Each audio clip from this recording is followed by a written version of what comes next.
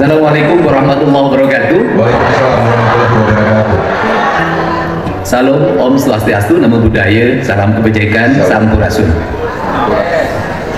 Bang Effendi Simbolon yang saya hormati, ini senior saya di bidang politik, jauh di atas saya. Kapasitasnya saya bisa 5 periode menjadi anggota DPR RI, saya hanya bisa bertahan 4 tahun, Bang. Karena belum berhenti. Beserta istri dan seluruh sahabat-sahabat saya, saudara-saudara saya yang bermarga Simbolon atau bermarga lain yang berafiliasi pada Simbolon. Karena saya ngomong sama politisi. Pagi hari ini saya bisa bertemu. Saya dari tadi lerak-lirik, siapa tahu dapat jodoh.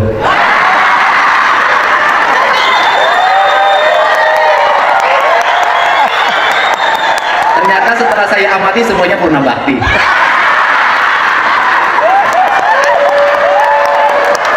Semoga nanti keluarga Simbolon ada pertemuan lagi sama yang lebih muda lah. Yang kedua, saya tadi mendengar, saya kalau lihat tayangannya Kang Didi kok saya menangis. Saya baru tahu orang Batak suka menangis. Karena sepengetahuan saya tuh jarang lihat orang Batak menangis. Malah hampir tidak pernah. Orang Batak tuh rata-rata ya tertawa. Setelah itu orang Batak nggak pernah marah. Kenapa? Karena marah dan gak marah sama Om.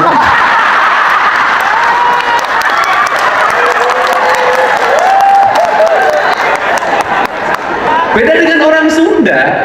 Orang Sunda itu kayak saya marah, jadi ribut di platform media sosial. Kalau saya ngamuk tuh ribut. Kenapa?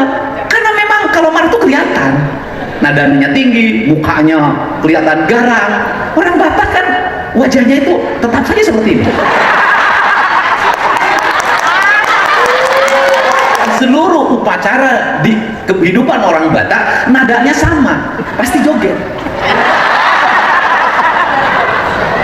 Saya tahu orang Batak sedih cuma di lagu Butet aja itu.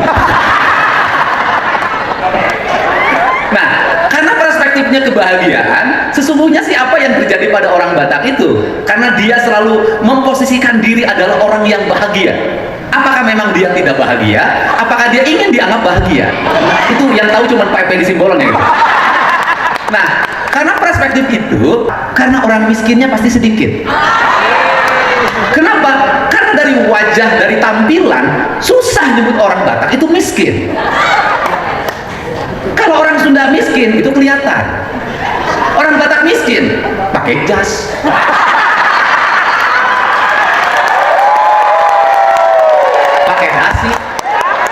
Percaya diri, ngundang saya ya pasti saya bawa ketawa.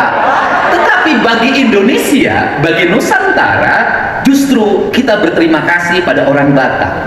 Nama-nama lain yang lain di Jawa Barat sudah susah cari orang Jawa Barat nanti. Namanya sudah berubah. Ada yang ke barat-baratan, ada yang ke timur-timuran.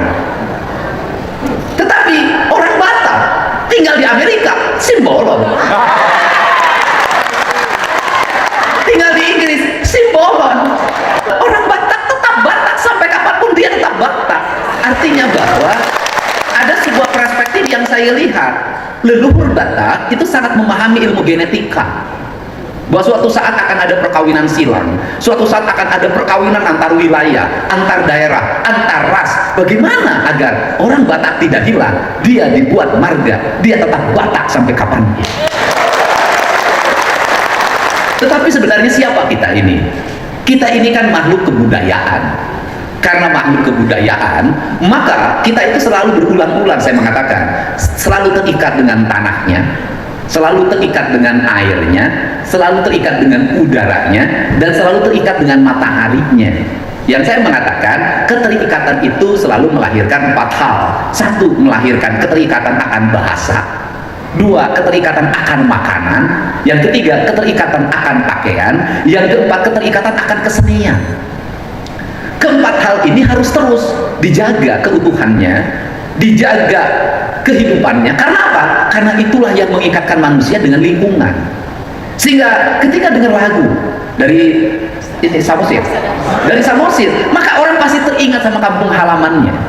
Karena teringat sama kampung halamannya, maka pasti ada suasana romantika dalam diri, yaitu kesedihan. Ketika terikat kesedihan, maka kita pasti terikat pada siapa?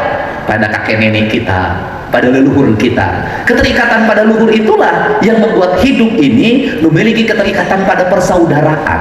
Kenapa orang Batak persaudaraannya lebih kuat? Karena diikat oleh marga. Kenapa orang Sunda persaudaraannya agak lemah? Karena sudah tidak ada keterikatan lagi saudara. Namanya berubah-ubah, berbeda-beda. Sehingga kapan orang Sunda dikumpulkan hanya pada dua hal. Pertama, ketika dia lebaran, Idul Fitri. Yang kedua, ketika hajatan. Nah, ketika hajatan pun sudah mengalami perubahan. Kenapa? Kalau dulu hajatan orang Sunda itu berkumpul, duduk bersama, ngobrol. Sehingga ketika bertemu ditanya, "Sa, di mana ayeuna teh imah teh?"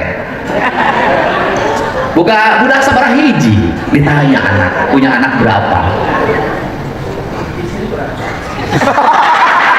Kamu jangan tanya itu macam-macam sama saya.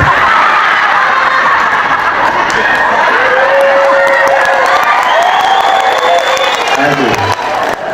Kalau ke saya jangan, silakan tanya pada diri saya tentang masa depan Jawa Barat.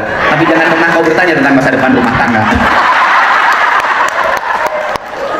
Pasti ditanya anak berapa, terus yang ditanya yang paling gede umur berapa, yang kedua umur berapa, yang ketiga, yang keempat itu kemudian bicara tentang kehidupan, harapan. Nah sekarang kan hajatannya sudah berubah. Kenapa? Waktunya dibatasin. Kondangan cuma salaman, yang boleh duduk cuma VVIP, yang boleh foto cuma VVIP, yang bukan VVIP tidak foto, tidak duduk.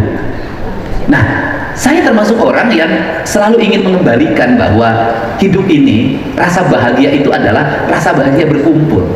Karena kebahagiaan orang Indonesia itu berkumpul. Ini yang Marga Simbolon bahagia hari ini, berkumpul. Bahagia nggak? Berkumpul. Dan paling bahagia itu orang Indonesia berkumpul, dikasih makan, dikasih minum, pulang diongkosin.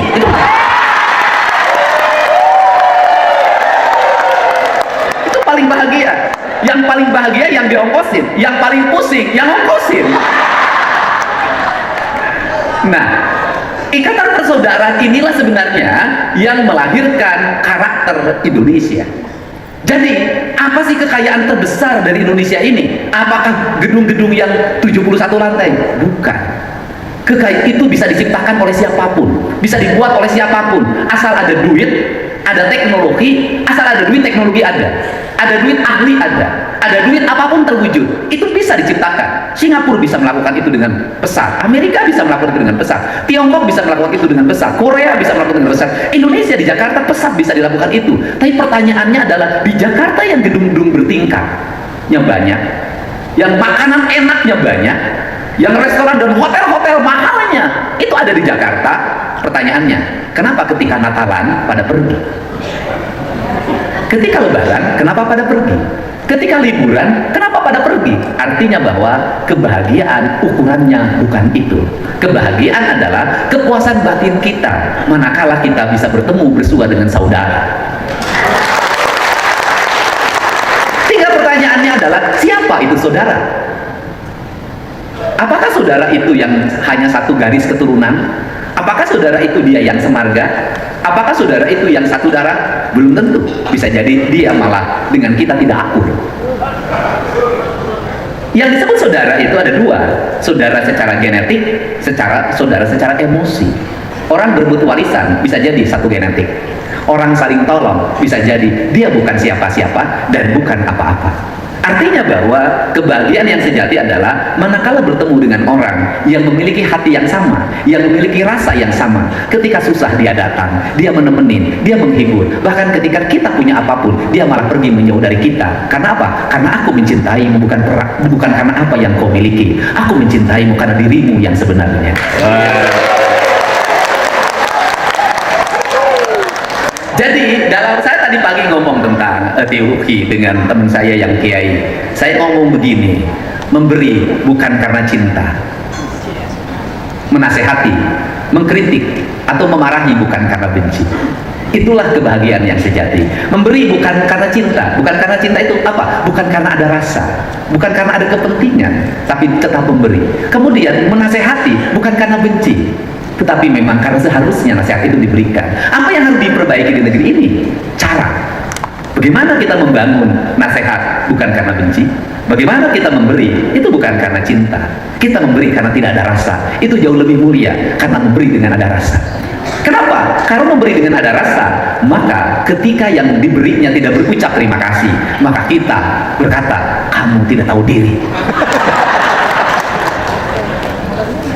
Mengkritik atau menilai atau menasihati bukan karena benci. Kenapa? Kalau menasihati karena benci, maka yang dinasihati, yang dikritik hanya yang kita benci. Sedangkan yang kita sayangi, kita biarkan sampai dia masuk ke jurang. Cinta bukan karena itu. Untuk itu apa sih yang bisa mempersatukan Nusantara itu? Yang bisa mempersatukan Nusantara adalah ikatan-ikatan moral kita. Memahami bahwa kita hidup dalam kesetaraan. Karena hidup dalam kesetaraan, yang membedakan di antara kita hanya apa? Kita dilahirkan di mana? Kita punya apa? Dan kita punya siapa? Karena kita dilahirkan di mana? Tidak ada. Kita bisa nawar. Saya dulu kalau bisa nawar, saya meminta lahir dari keluarga Effendi Simbolon. Biar saya tidak usah lagi nyabit rumput, mikul, dan melalui proses yang panjang. Tetapi memang Tuhan sudah mentakdirkan kita lahir dalam rahim-rahim yang berbeda. Tetapi yang mempersatukan kita adalah rasa yang kita miliki. Sehingga kenapa bapak dan ibu yang keluarga Simbolon ini ketika bertemu saya, bapak Aing, padahal belum pernah dikasih duit sama saya. Kenapa juga menangis ketika melihat konten yang saya miliki? Sesungguhnya apa sih yang membuat manusia menangis? Sesungguhnya apa yang bisa membuat manusia tertawa? Rasa yang lahir tanpa identitas.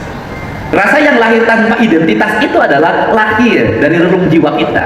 Karena lahir dari relung jiwa kita, maka dia digerakkan pada satu sumber, yaitu Maha Cinta, Maha Sayang, Maha Kasih. Karena dia dilahirkan dalam sebuah getaran Sang Pemilik semesta, Sang Penggerak seluruh semesta, maka manusia bisa digerakkan oleh rasa yang sama.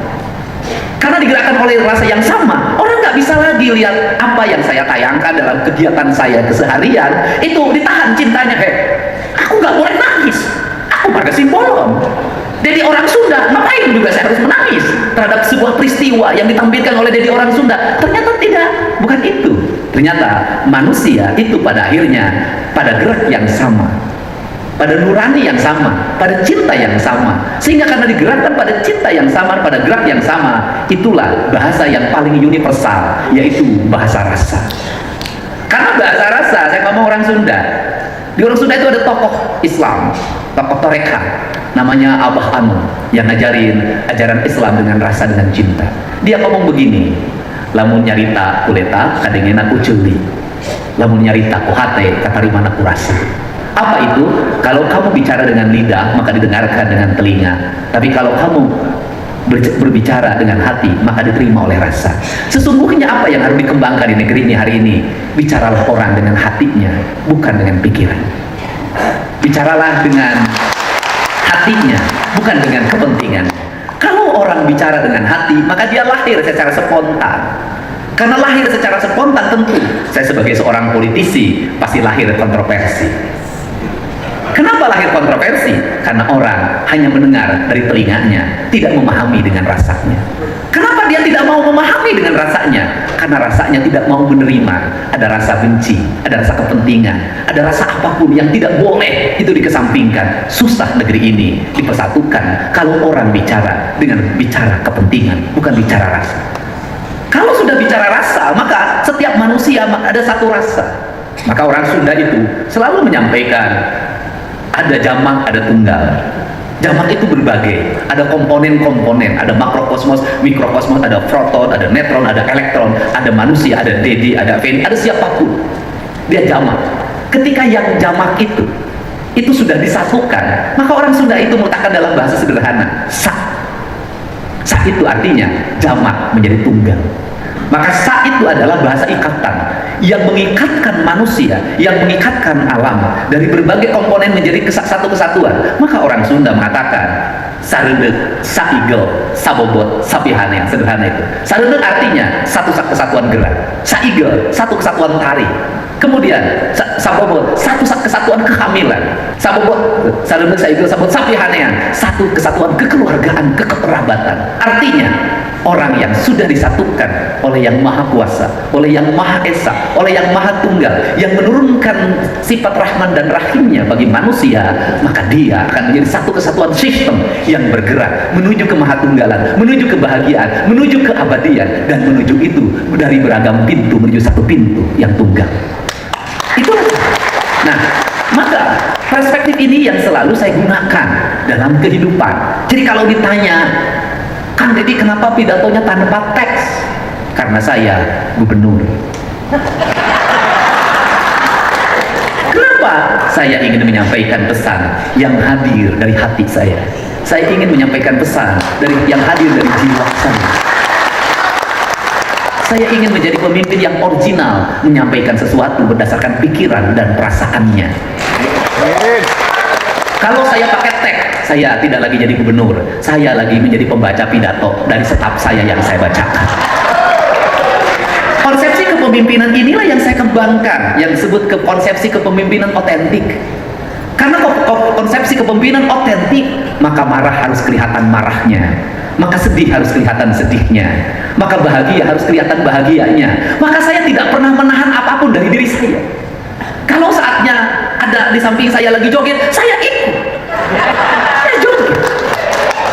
Jogetnya spontan, karena memang saya nggak pernah joget dan jarang. Ya spontan. Kemudian dipotong, ada dua versi. Ada yang satu, pemimpin rakyatnya lagi susah, kok joget-joget. Ada yang satu lagi, Kang Deddy itu enjoy ya jogetnya. Jadilah joget kayak KDM. Kemudian kalau ada rakyat yang harus saya luruskan, ya saya marah. Kenapa? Harus saya, kayak bagi saya, mau populer, mau tidak populer, mau disukai, mau tidak disukai, saya harus melakukan itu. Kenapa harus lakukan itu? Harus diingatkan, tidak boleh tidak diingatkan. Mau di video, mau nggak di video, terserah orang menilai apa. Kenapa? Karena yang salah, yang perlu diluruskan, yang harus diperbaiki, harus saya ungkapkan pada waktu itu juga. Kalau ada waktunya menangis, ya saya menangis. Kenapa? Saya mengikuti perasaan saya. Perasaan manusia itu ada tiga, yang membawa dia sedih, yang membawa dia bahagia, yang membawa dia marah. Itulah perasaan manusia. Yang esensinya cuma satu, marah karena cinta, sedih karena cinta, bahagia karena cinta. Kalau sumbernya sama, menurut saya bersumber pada nilai yang sama, caranya yang berbeda.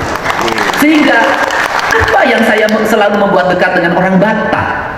Kenapa? Saya tahu orang Batak itu apa yang ada di hati dia ucapkan. Orang Batak itu jarang bohong, kecuali pada istrinya.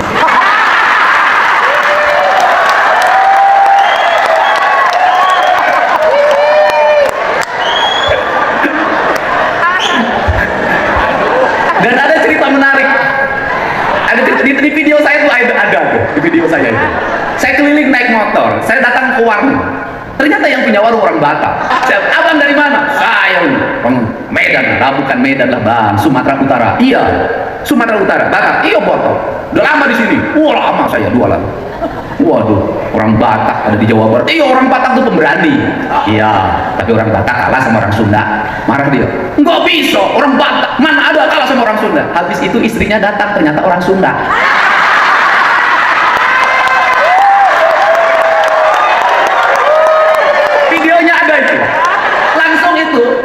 Si suaminya dipanggil, Papa kesini tolong ambilin. Iya mah.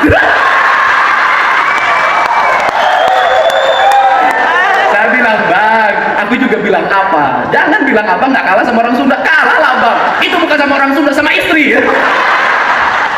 Saya kemudian yang berikutnya adalah pakai ikat kepala. Sebenarnya ingin membangun kepercayaan diri. Kalau orang Batak nggak usah pakai lagi, karena udah ada tradisi hidupnya kuat. Orang Sunda harus dipakai dulu simbolnya, dilihatin dulu. Kenapa? Malu dulu pakainya. Dulu pejabat yang pakai ikat cuma 2 di Jawa Barat, saya dan Bupati Subang, temennya PPD, Pak EF. Hari ini semua hampir rata, kegiatan-kegiatan pakai ikat. Nah, ini adalah cara untuk membangkitkan kembali sebuah kepercayaan diri yang hilang.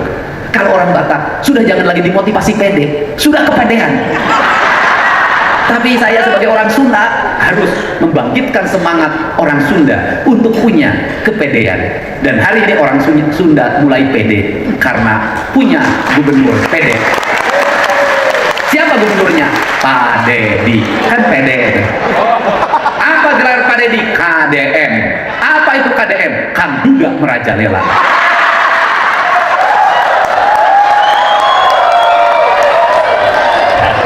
Kang Duda Merajalela. Yang terakhir, orang Sunda sama orang Batak itu diametral dalam sikap. Satu, kalau orang Sunda itu puncak spiritualitas tertinggi dalam doanya itu tangisan. Orang Sunda itu menangis, orang Sunda itu. Makanya lagu khasnya Kacapi Suling itu penuh dengan tangisan. Ramalan tentang seorang raja, ke depan akan ada ini, ke depan akan ada ini, penuh tangisan itu orang Sunda itu. Orang Batak itu spiritualitas tertingginya adalah kebahagiaan, tertawa. Jadi orang Sunda menangis, kemudian puncaknya tertawa, puncaknya menangis. Orang Sunda itu tertawa, kebahagiaan itu puncaknya menangis. Orang Batak kebahagiaannya itu puncaknya tertawa. Mentah orang Sunda kalau berjodoh sama orang Batak tidak jarang yang berpisah. Karena dalam sebuah keluarga itu nanti akan cocok ketika istrinya menangis, suami tertawa.